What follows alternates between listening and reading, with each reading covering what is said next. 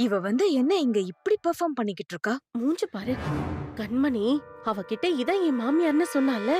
So இவங்களுக்கு தான் power இருக்குன்னு நினைச்சு இப்படி நாடகம் ஆடிட்டு இருக்கா போல. அவளுக்கு என்ன தெரியும் நம்ம அத்தை டம்மி பீஸ்னு.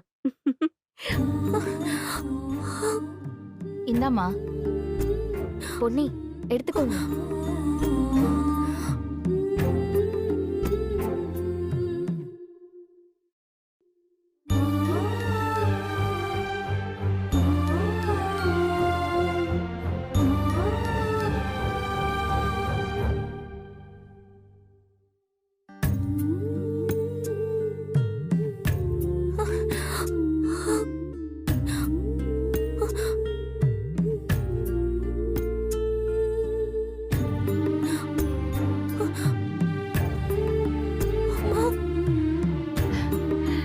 நீ என்ன அப்படியே கூப்பிடலாமா?